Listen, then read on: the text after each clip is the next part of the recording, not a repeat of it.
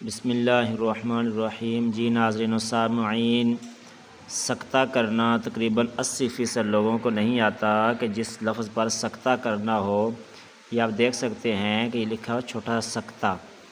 قرآن مجید کے اندر جہاں پہ یہ سکتہ آ جائے گا وہاں پہ سکتہ کا مطلب کیا ہے، سکتہ کیسے کرنا ہے اور کس طرح کرنا ہے، اور جہاں پر بھی اس طرح سکتہ آ جائے گا آج میں آپ کو اس ویڈیو میں اس کا طریقہ بتاؤں گا، اسی کے مطابق آپ نے عمل کرنا ہے۔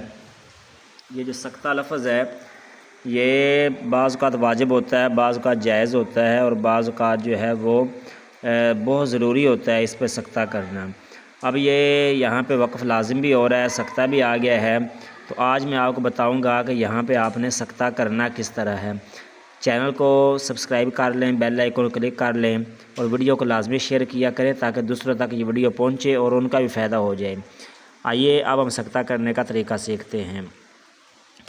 سکتہ کے اندر ایک چیز نوٹ کر لیں، جب ہم جس وقت ہم یہ لفظ پڑھنا ہے تو سانس چلتا رہے، آواز بند ہو جائے، سانس ٹوٹنا نہیں چاہیے۔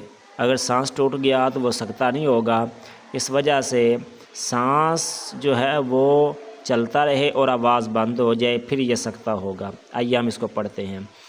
بسم اللہ الرحمن الرحیم۔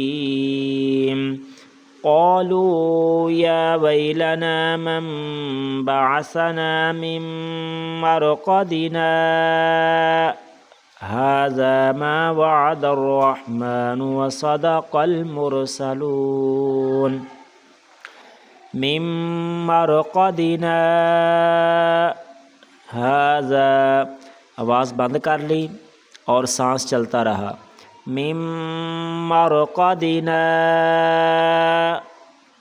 هذا ما وعد الرحمن، پھر سنیں، من مرقدنا هذا ما وعد الرحمن۔ اس طرح کی مزید ویڈیوز دیکھنے کے لیے چینل کو فالو کریں، اور قرآن مجید کے اندر آپ کو جو بھی لفظ مشکل نظر آتا ہے اس کا اسکرین شاٹ یا قرآن مجید کی اس آیت کے اندر اس لفظ کا نام لکھ کے، سورت کا نام جو ہے اور اس آیت نمبر کا نام جو لکھ کے آپ مجھے کمنٹ کریں، انشاءاللہ میں اس پر آپ کو ویڈیو بنا کے شیئر کر دوں گا۔ والسلام۔